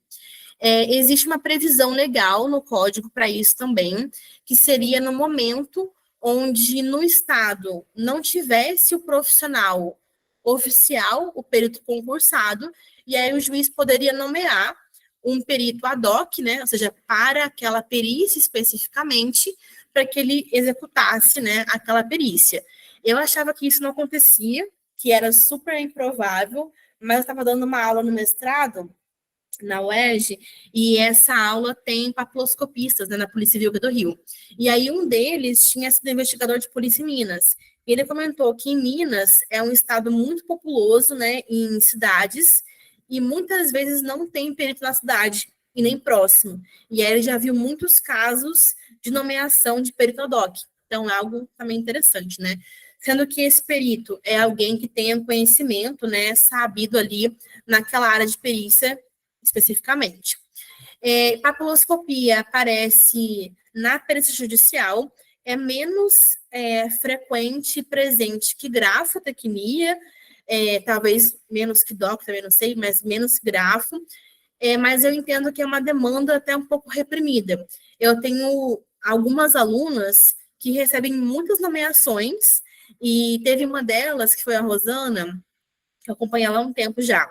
Ela se cadastrou, foi Rio Grande do Norte, se não me engano, e parecia que só tinha ela, porque ela foi nomeada e, assim, ela cadastrou e foi nomeada em 8 processos, de uma vez só, todos de PAP, né?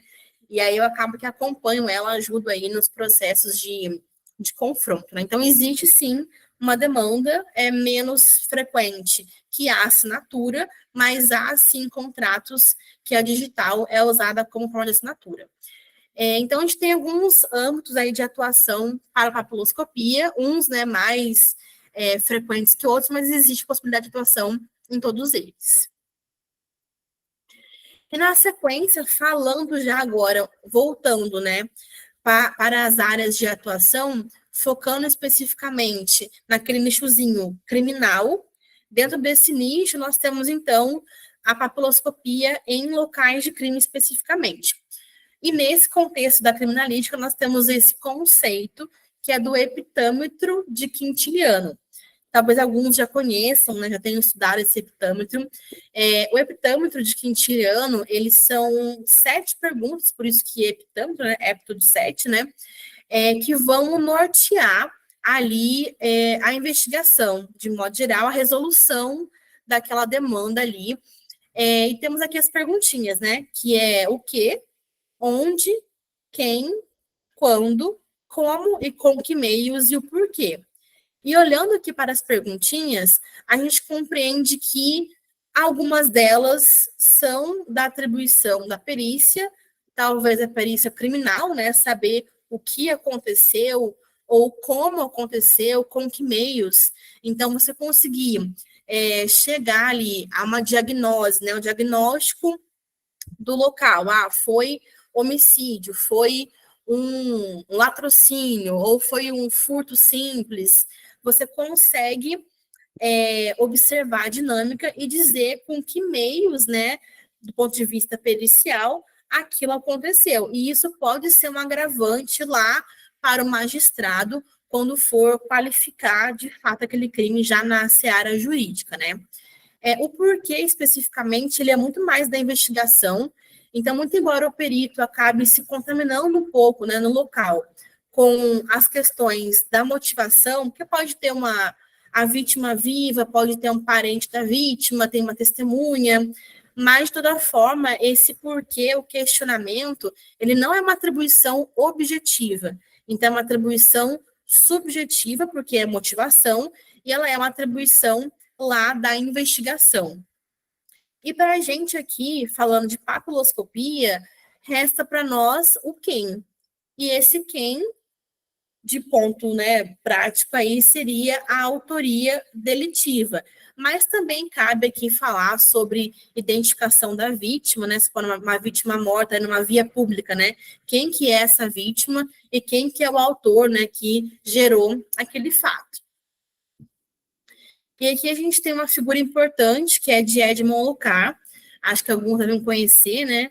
Ele tem a associação com essa frase famosa, que é todo contato deixa uma marca, e Lucar começou, né? Lá em Lyon, na França, o primeiro laboratório, né, de criminalística foi lá de Lucar, e ele fez várias contribuições para a forense, de modo geral, para a criminalística especificamente, e também contribuiu com esse princípio da troca de Lucar.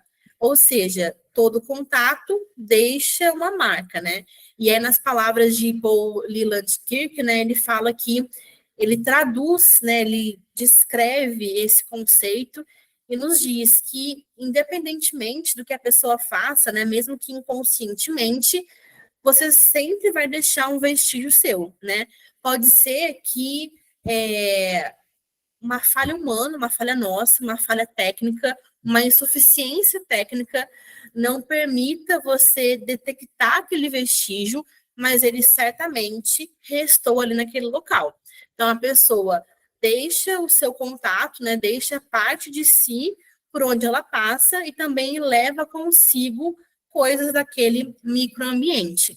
Para nós se encaixa muito bem, né, porque o nosso contato vai deixar a impressão papiloscópica, que nós iremos fazer ali o passo a passo para chegar à identificação, e, por fim, essa identificação vai constituir uma prova propriamente dita diante do magistrado, né, que vai ser usada lá no nosso processo.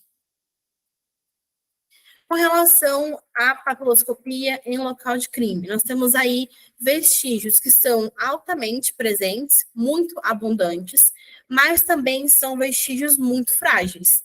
Ou seja, se eu pegar aqui essa minha taça, supondo que fosse material para ser periciado, e eu pegar nela assim, como eu uso normalmente, eu já vou cometer um grande equívoco, porque eu não posso manusear o material da forma como ele foi, pelo possível autor, manuseado. Eu tenho que ter ali uma forma de lidar com a superfície, com o material, para favorecer o sucesso da minha papiloscopia, da minha perícia papiloscópica naquela superfície.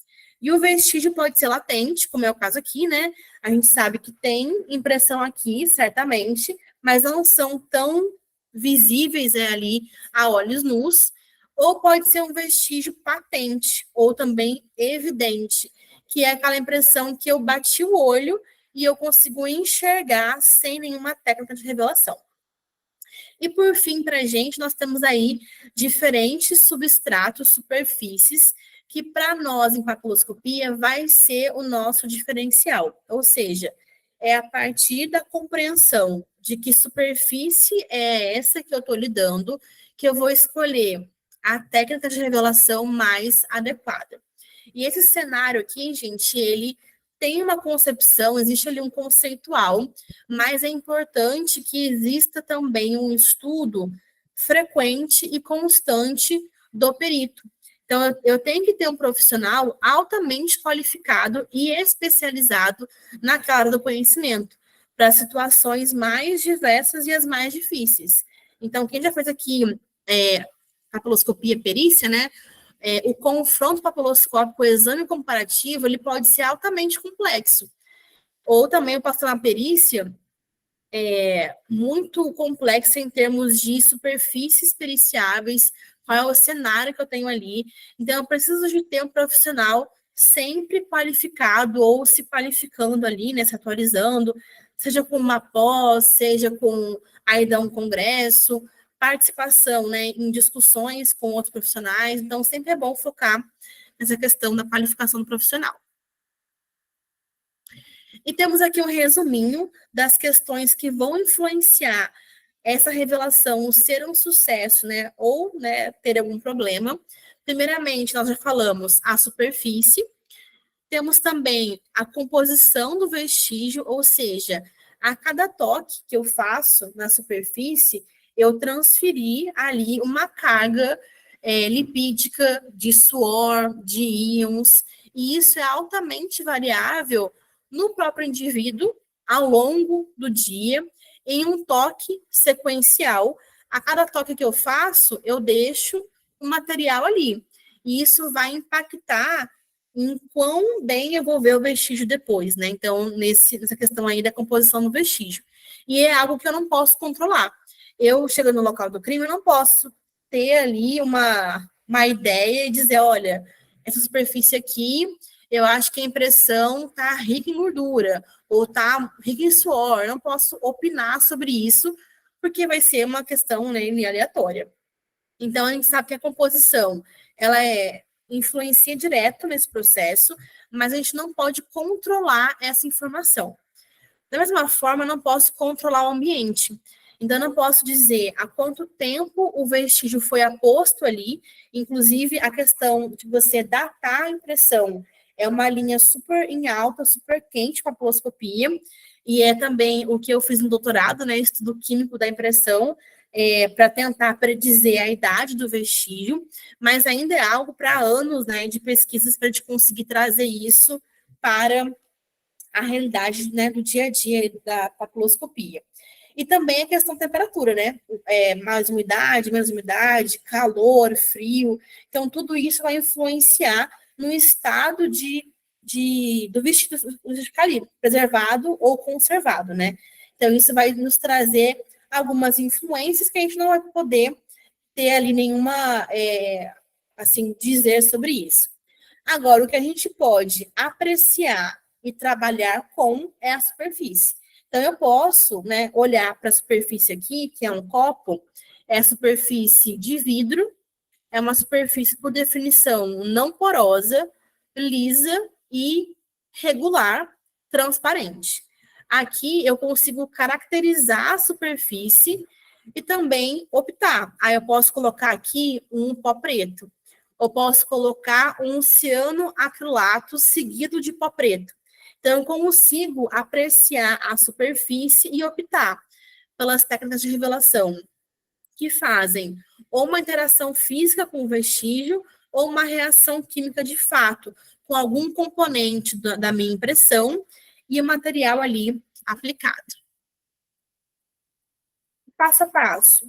A busca é sempre orientada, então cheguei no local, eu não vou sair jogando pó, né, em tudo, pegando tudo, porque eu preciso de ter uma aplicação mais direcionada para eu justamente ter mais chances de obter um vestígio que tenha relevância e relação com a ocorrência.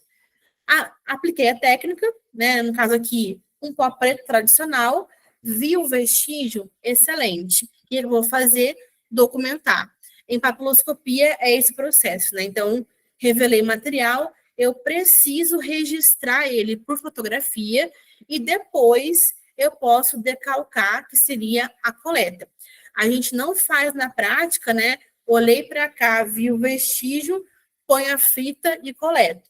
Porque nesse processo, você pode colocar ali uma fita, achatar o vestígio, arranhar o vestígio, durante ali o processo, se distrair e a fita enrolar. E aí, se você perdeu o vestígio, perdeu, né? Não tem mais o que fazer. Então, para a nossa papiloscopia, a foto ela é obrigatória antes de proceder ali a qualquer outra ação. Aqui, a gente tem só um exemplo de um caso para a gente compreender a complexidade, né, e o número de possibilidades de superfícies num local de crime. Esse caso aqui é da Amanda Knox, tem no Netflix, caso vocês não conheçam, né, ela ficou famosa por ter sido acusada de matar a colega de quarto, que é a Meredith Ketcher. A Amanda é americana nos Estados Unidos, e ela foi para a Itália para estudar, intercâmbio, graduação que ela ia fazer, e semanas depois, a Meredith apareceu ali morta, né? E aí se desenrola todo o caso, que eu não vou dar muito spoiler para vocês, quem quiser assistir, né? E essas são fotos do local de crime, né? E aqui, então, cada cenário desse vai ser apreciado, vai ser avaliado para ver o que pode conter impressões que são interessantes para mim e que superfície é periciável com a técnica que eu tenho. Que eu posso ter aqui, de repente, interessante, um travesseiro, né, que estava lá sobre o rosto da vítima, que certamente alguém colocou, só que é um tecido. Então, com o dia a dia das técnicas, que é o pó, o ciano, ninidrina, eu não revelo o tecido. Talvez se eu tiver um negócio mais robusto como o VMD, eu possa conseguir alguma coisa. Então, existe uma diferença entre superfície que pode ser periciada, periciável, e periciável com o que eu tenho naquele momento, né? E, por fim, essa observação nada mais é que essa descrição desse raciocínio técnico-pericial. Então, pontos de entrada, pontos de saída, regiões de desalinho, né? Aqui o armário aberto, com as roupas no chão. Então, isso é bem tipo de alguém que estava ali buscando alguma coisa. Então, é uma fonte interessante ali para a papiloscopia. E nós temos, gente, uma série de técnicas, várias. Nosso tempo tá, acho que meio que curto já. Depois você me fala aí, Sol, se está na hora de parar já. Nós veremos algumas delas brevemente aqui, mas saibam que o rol de técnicas ele é bem extenso. Rude, tem mais meia horinha, se você tiver disponibilidade. Tá, beleza, show. Dá sim. Temos um vídeo aqui.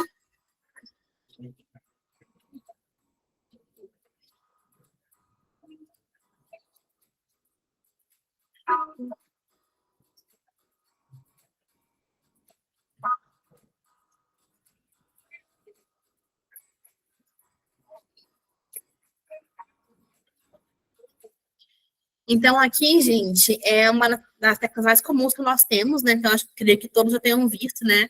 uma técnica aí de aplicação dos pós. Então, os pós não é, né, a técnica mais eficiente, mas ela é a mais usada. Pela forma mais imediata, pela questão do custo-benefício. Então, a gente usa muito os pós no dia a dia, né? Essa filmagem aqui, a moça que aparece é a Érica, ela é uma amiga e também papiloscopista, perita aqui no Rio, e era um vídeo na nossa pós da indicação humana, que a gente também tem essas aulas, né?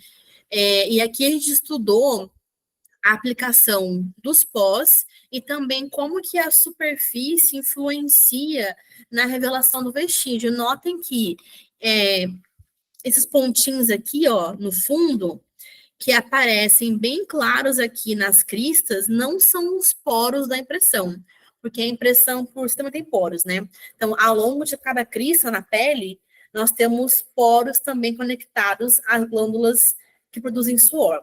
Mas aqui, para um olho leigo, né, ou um olho que chegou aqui muito rápido, poderia pensar que apareceu no vestígio os poros da impressão, mas não é. Nesse caso, é um efeito da superfície, como a gente pode ver aqui fora também da impressão, que está impactando ali no seu vestígio. Aqui não houve um prejuízo, mas há situações que isso pode prejudicar, sim, a nossa avaliação. Aqui também tem outro videozinho, é só uma aplicação, né? Aqui a gente tem a técnica de ninidrina. A ninidrina, gente, ela é utilizada muito para superfícies porosas, como os papéis. E também um detalhe aí, né? Nem toda superfície é igualmente porosa. Se eu pego uma nota, né, de R$5, também é papel, mas a porosidade é distinta de uma folha aqui, igual dessa imagem que a gente viu agora. Então, isso também vai impactar, de novo, a superfície, né, no que eu tenho de resultado. Então, aqui, a anidrina se aplica ou em spray para local de crime, ou líquido, como eu fiz aqui. Esse foi um caso de perícia extrajudicial, então tinha uma demanda, e o cliente estava no momento onde ia ter uma audiência prévia, né, não sei a parte do direito como é que funciona, mas uma audiência prévia ao processo. E aí, no caso, o advogado, ele solicitou essa perícia porque ele queria, dependendo do resultado em papiloscopia, direcionar a defesa para um lado ou para outro, né? Então, são perícias geralmente muito trabalhosas e mais custosas, porque não é com pó. Porque o material de PAP, ele já é um pouco mais custoso, né? Mas o pó, ele dura mais, rende mais, então ele fica mais barato, digamos assim. Só que nesse caso aqui, a anidrina, ela é mais custosa e rende menos. Então, é algo para se pensar aí no custo da perícia, né? E aqui eu tive algumas impressões reveladas bem bonitinhas, né? E aqui algumas imagens que são de amigos, né, que eu fiz aí na caminhada da carreira e que nos mostram questões diferentes de PAP em ocorrências, né? Aqui a gente tem umas fotos que é do Alexandre, eu chamo ele de Xandeco, né, o nome dele mais de guerra aí, né? Ele é papiloscopista da Polícia Civil do Rio de Janeiro, só que o Alexandre, ele está lotado no esquadrão antibombas da CORE.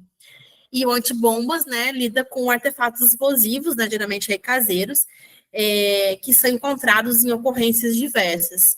E aí, com essa ida dele para lá, do Alexandre, a ideia é que ele avalie, de modo seguro, claro, né, as estruturas apreendidas para ver se você encontra ali algum vestígio papiloscópico. Então, você encontrar uma impressão digital no material desse é uma prova muito contundente, né? Claro que vai ter o processo, obviamente, mas é algo muito ali interessante. Tem uma imagem que eu não coloquei aqui, que ele achou num desses materiais aqui, né? Que é tipo um cano, assim, um tubo de PVC, e foi fechado com argamassa. E aí ficou a impressão moldada de quem fechou aquela argamassa. Então, assim, como é que eu vou explicar que a minha impressão estava moldada na argamassa de um explosivo caseiro, né? Então, é uma história, né? Esse caso também é bem legal. Esse caso é da Jéssica. A Jéssica, ela é perita papiloscopista, Politécnico Mato Grosso. Ela me mandou essa foto 1º de janeiro, 7 da manhã, 7h30 da manhã. Eu abri o telefone e tinha bom dia, homicídio. Aí ela mandou essa foto. Tinha sido uma ocorrência no plantão dela, foi dela de um colega que chegou antes dela no para render o plantão dela. E essa ocorrência tinha essa faca, né, como objeto, e a dúvida era que técnica que eu vou usar para revelar esse material. Porque aqui eu tenho uma superfície porosa, que é o cabo, madeira não tratada, dá até para ver aqui, né, que tem essas ranhurinhas aqui, material poroso. Eu tenho a lâmina, que é material não poroso, e eu tenho um adendo aqui, que é o sangue. Sangue meio úmido, meio seco ali no processo, né? E aí a gente ficou pensando qual que seria o passo a passo da revelação. E aí eu aconselhei, olha, usa o cianoacrilato, porque o ciano, ele vai vaporizar uma cola e ele vai polimerizar de modo inespecífico tudo que está na impressão. Então, teria mais chances de pegar alguma coisa até na situação aí da madeira, que está meio semiporosa, né? Só que ela não tinha o ciano. A literatura não recomenda a anidrina, que seria para material poroso. Poderia pensar no cabo, né? Poderia ter alguma coisa no cabo. Só que a anidrina, que vimos agora na foto lá da digital roxinha, ela faz uma reação química com aminoácido. Ou seja, nesse caso, como tinha sangue, tudo ia ficar roxo, né, ali, revelado. Então, nada seria adequado, né, e ela também não tinha ciano, então, optamos aí pelo pó mesmo, pó fluorescente. Aqui, acho que eu não coloquei a foto na sequência, eu não coloquei. Mas eles acharam, assim, leves vestígios, mas bem parcial, que não daria para fazer identificação, né. E aí, na sequência, a faca poderia ir para análise de DNA, para tentar ali ver se é uma mistura de perfil, né? Ali no cabo, principalmente, nessa base da lâmina também, que geralmente, quando é caso de arma branca, né? Geralmente o autor também se fere no processo. E aí, para o DNA, haveria pelo menos 2 perfis ali, né? O da vítima e o do agressor. Aqui são alguns casos, exemplos, né, da Marinha. Então, a Marinha também tem perícia, assim como o Exército. A Força Aérea, ela não tem uma central de perícia ainda, mas está em processo de criação dessa central. Então, os peritos fazem curso na Marinha ou no Exército, e aí ficam lá à disposição para os casos, né? E aí são várias situações diferentes, porque para a gente, nas Forças Armadas, você não vê tanto caso de crime contra a vida, né? Latrocínio, homicídio, suicídio, você vê mais contra o patrimônio, que é o furto, é mais comum o furto, né? Porque o roubo vai empregar ali uma grave ameaça, você não vê tanto, mas o mais comum é o furto, né? Desapareceu uma arma, apareceu, e aí que são algumas imagens de casos que eu pude acompanhar, e também de demandas que eu acabo prestando esse apoio, né? Por exemplo, como essa caixinha aqui de fotografia, né? Da câmera fotográfica. O pessoal recebeu isso como para periciar, né, na solicitação de perícia, e eles não sabiam exatamente o que fazer, que técnica aplicar, né? E a gente vai passo a passo observando sempre o quê? A superfície. Então, a superfície de tecido pode cortar fora. Na sequência, tem um plástico, dá para usar um magnético, usar um ciano, e assim a gente vai avaliando cada caso e a gente nota que sempre é a superfície que vai imperar ali na decisão, né? Aqui, exemplos também do Exército. Aqui não são fotos de perícia especificamente, são fotos do curso de formação e aqui de pesquisa, onde eles vão aprender ali a lidar com a superfície, né? O que é mais comum para eles, armamentos e armários, né? De alojamento, de seções. Então, a gente entra numa outra seara, que é uma demanda específica do âmbito militar, que é a superfície metálica, que ela por si só já apresenta um desafio, né, em qualquer âmbito, mas aqui especificamente porque é muito mais frequente e ela sempre é uma superfície rugosa, né, igual aqui do armamento, sempre tem uma dificuldadezinha a mais, mas a gente consegue atender aí, sempre pensando que superfície é essa, qual é a cor da superfície, ela é periciável, e se ela é periciável com o que eu tenho disponível no local, né? Esse é um caso de estojo deflagrado, como a gente falou no começo da nossa fala, né? Esse é um caso real de uma amiga lá de Pernambuco, da Polícia Civil, só que esse estojo não estava deflagrado.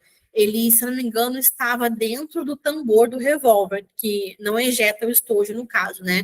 Então, a gente conseguiu verificar que a integridade do vestígio ela é muito maior, e aí essa amiga mandou para eu tentar melhorar a imagem, tentar verificar aqui as minúcias, e aí dá para a gente falar já sobre o tipo da impressão, olhando para o fluxo das linhas, né? Tá aqui a região de núcleo, aqui o ápice, né?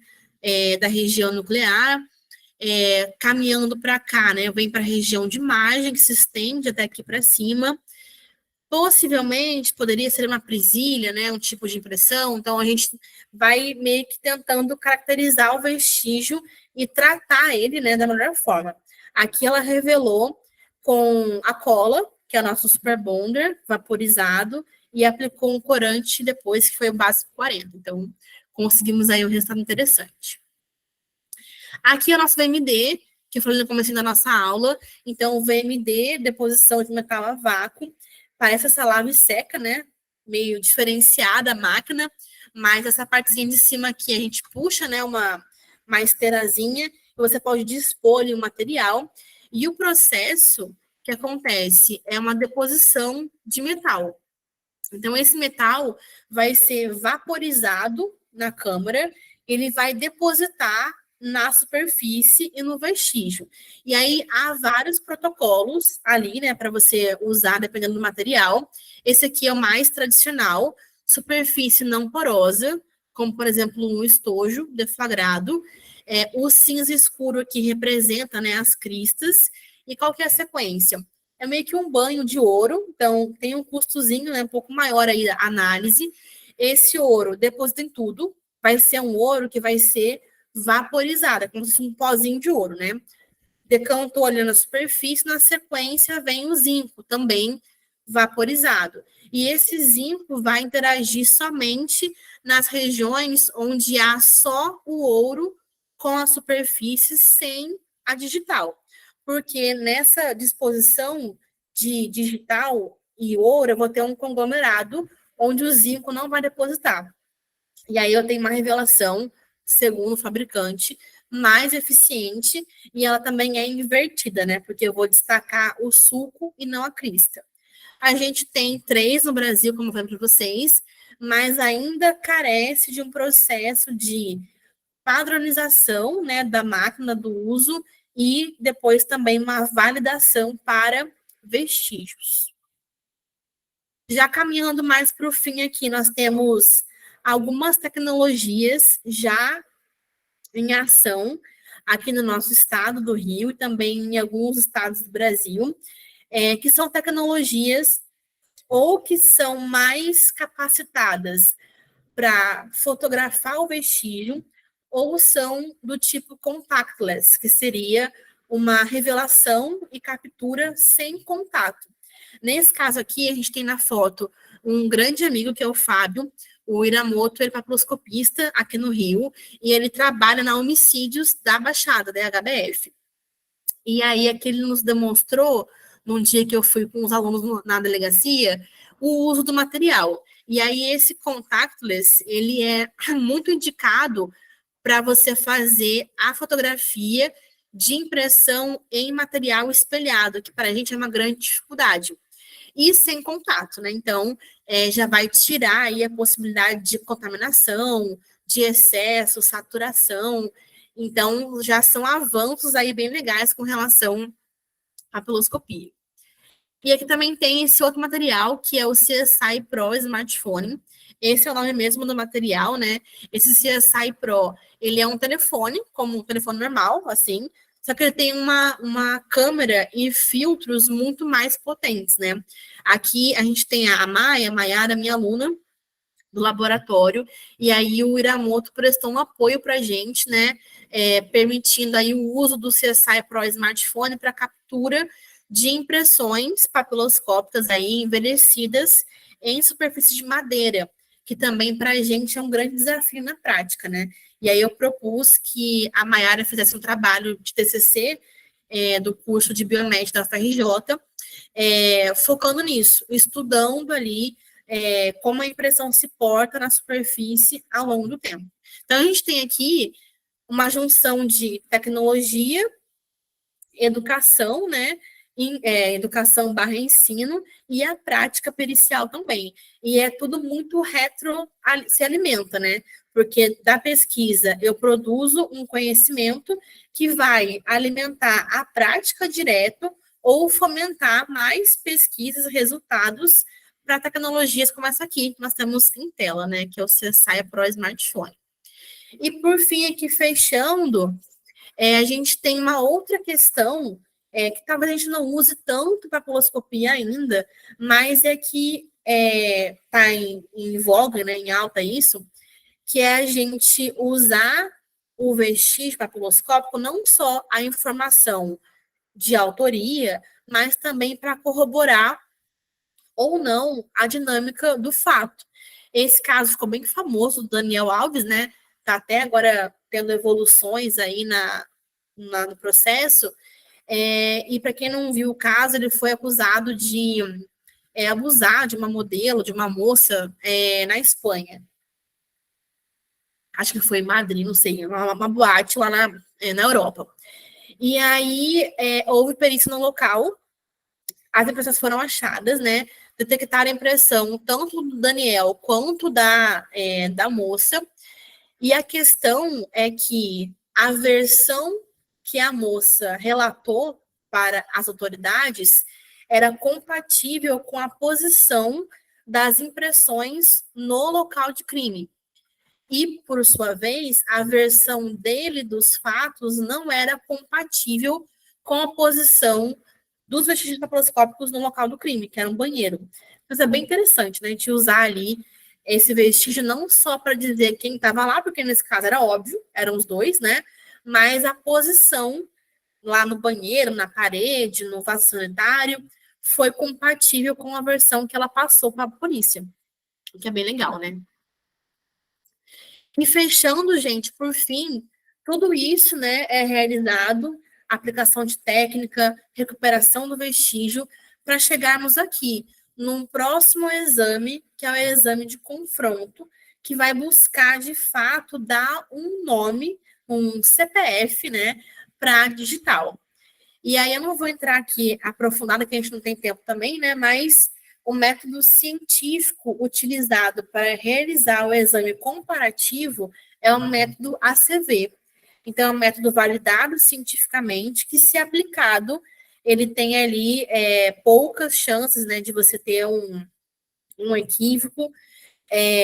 E são 4 fases, né? A fase de análise, que é para eu verificar a viabilidade de fazer aquele confronto, se eu tenho um vestígio e um padrão suficientes para fazer o confronto ou não. O C é a comparação, onde eu vou colocar a impressão questionada à esquerda e a padrão na direita, lado a lado, e aí eu vou começar esse passo a passo de encontrar as minúcias que sejam compatíveis em tipo e em posicionamento espacial ali na impressão.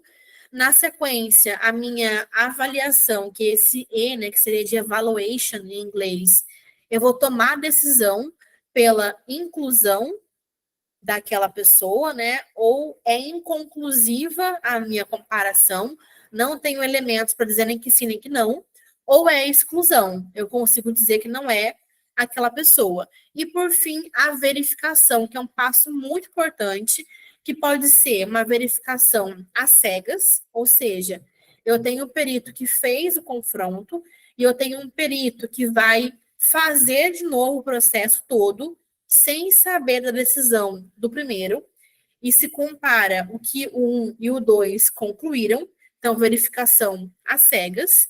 Se houver divergência, um terceiro entra para fazer novamente, e também tem a verificação que é por conferência, ou seja, nesse caso, eu vou ter lá um perito que ele vai pegar todo o seu passo a passo, tudo que você fez e conferir se ele está de acordo, se ele viu uma coisa diferente que você viu, ou se está tudo direitinho. Então, tem aí essa etapa importantíssima no final, que é a verificação.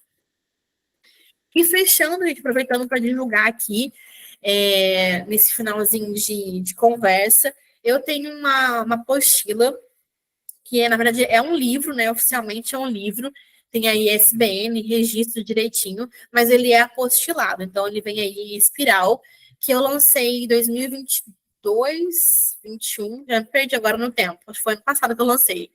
E compila muito do que eu até hoje, né, aprendi, passo nas aulas, e é um material em português, né? A gente tem no Brasil 2 livros principais para papiloscopia, e esse seria o terceiro.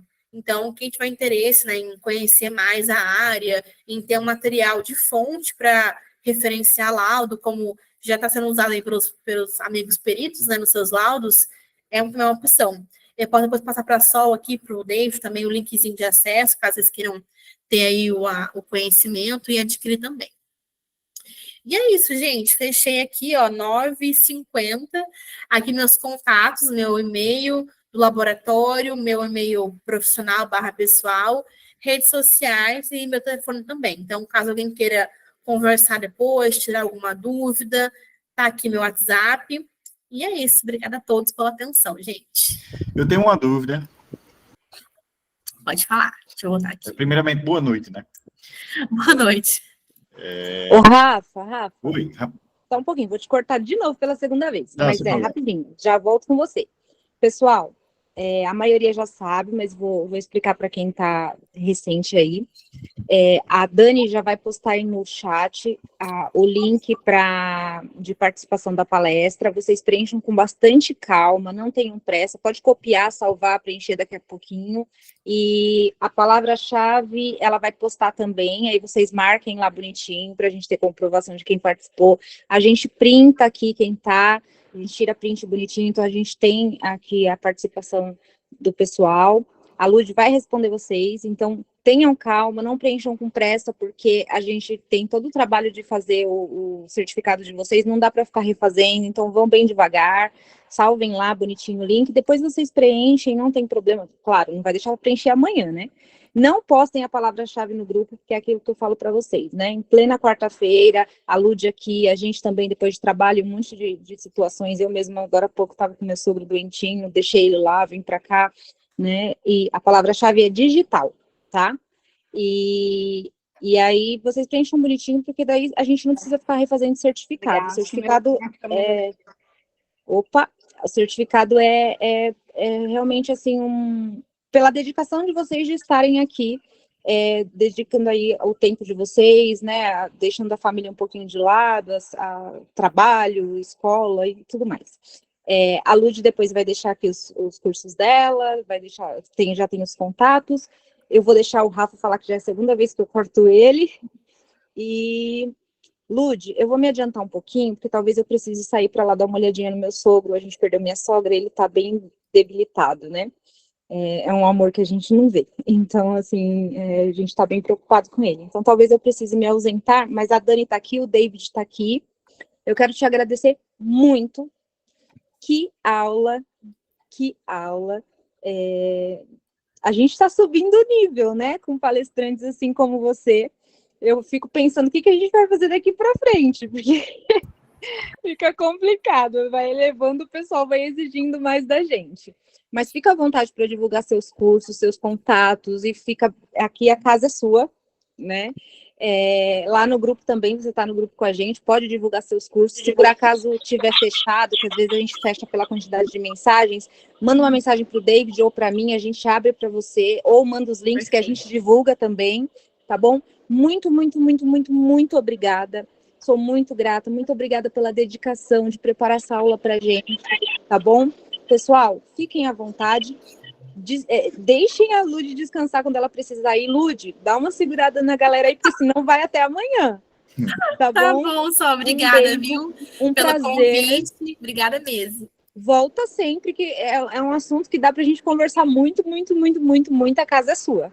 Obrigada, Tá bom? obrigada. A gente vai convidar sempre, mas se você quiser falar assim, ô gente, vocês estão querendo a Lud lá no Face? Estamos, tá bom?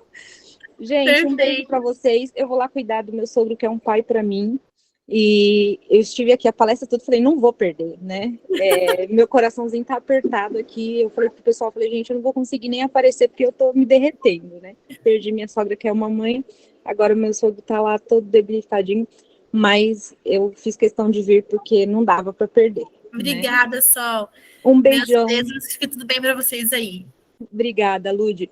Um beijo para vocês. Beijo. O pessoal tá aí e fica em casa, tá bom? Se deixar, eu fico falando aqui. Eu tava vendo você falar, eu falei, gente, ela fala igual eu. Fala. A minha labradora tá mandando um beijo. Beijo, manda gente. Tchau. Tchau. Obrigado. Beijo. Vai desculpando aí. Vai, Eu sei que a Rafa. gente já está nos minutos finais aí, falta 5 minutinhos para encerrar. Mas a minha pergunta é bem rápida. Quando alguém perde a impressão digital, há algum tratamento que existe para que o corpo possa restaurar essa... Porque aqui na minha região, eu moro em Pernambuco, aqui em Garanhuns, tem algumas cidades que o pessoal trabalha com extração de castanha e eles perdem muito rápido essa digital e há essa necessidade de emitir um novo RG a cada ano. Existe algum tratamento específico para que o organismo restaure a impressão digital? Sim. Então, Rafael, não conheço especificamente tratamento, tipo assim, dermatológico, né, para recuperar a digital. O que a gente aprende e passa para casos mais simples é você hidratar a pele, porque, na verdade, essa perda, né, é uma grande desidratação da pele junto com aquela abrasão. E a gente tem mecanismos na nossa pele que lá na derme, na camadinha 2 da pele, são células de regeneração. Então, é a camada basal ou germinativa. Então, essas células estão constantemente em renovação. E até por isso que o desenho digital dura toda a vida. Mas quando acontece uma abrasão, né, igual na extração que você falou da castanha, né? Ou no caso do cimento também, essas células não dão conta de fazer a restauração frequente do desenho. Então, a gente compreende que cessar ali a abrasão e você hidratar essa pele seria um processo para viabilizar que o desenho volte a ficar em evidência. Entendi. Agora, o tratar com qual creme, com qual material, eu não sei te passar especificamente. O que a gente vê na literatura, eles chamam de sebo de carneiro. Acho que até um negócio mais comum, assim, do dia a dia, né? É bastante viscoso, assim, para hidratação, e seria basicamente isso. Mas eu creio que deva ter, em termos dermatológicos, uma abordagem mais efetiva. Mas eu não sei te dizer especificamente qual técnica. Eu tinha uma ex-namorada que óleo de girassol. Ela tinha uma dermatite de contato, e nos dedos dela começava a descascar, e ela usava um creme nesse sentido, para que as digitais dela não fossem se perdendo, e ela tinha dificuldade de colocar digital por causa dessa dermatite de contato. Sim. Também o óleo que o Márcio falou de girassol também é bom. Ele é cicatrizante, né? Óleo de girassol. Então também é uma abordagem interessante. Agora, não sei falar especificamente o protocolo, né? Que é dermatológico, né? Mas cientificamente é esse o processo. As células vão ali regenerando e o desenho destaca novamente. Mas precisa, de fato, cessar a abrasão e tratar, né? Entendi. De modo dermatológico. Obrigado. Ludmila, Oi. Os seus cursos. Tá, vou falar, beleza. Mete bronca aí e aí depois você vê o livro direitinho que a gente coloca lá no grupo. Perfeito. Então, com relação aos cursos, gente, eu geralmente tenho curso presencial aqui no Rio. Vai ter até um agora sábado. O curso sempre é teoria e prática. O presencial, ele é anunciado com um tempinho de distância e são sempre poucas vagas, porque cada pessoa no curso vai poder, de fato, né, executar as revelações, então tem essa questão das vagas limitadas. Tem um curso também online que eu falei com o David, que até vou colocar o linkzinho para ele com desconto para vocês, caso alguém tenha interesse. Esse curso online, ele é bem completo e as pessoas têm utilizado ele para cadastro em TJ, né, para conseguir certificar conhecimento da papiloscopia. E eu até atualizei ele agora com módulo específico para perícia judicial, então o pessoal tem buscado bastante por esse sentido. E de vez em quando eu abro uns cursos online, assim, bem baratinhos, coisas de R$40, R$20, para momentos assim, 1, 2 dias de conversa.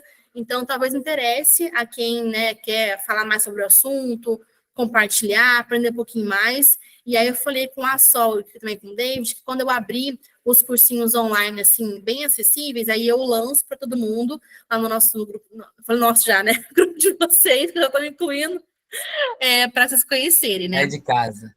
Com relação ao livro, o valor é 115, o livro, perguntaram aqui o preço, né? É 115 em 2 vezes, tá?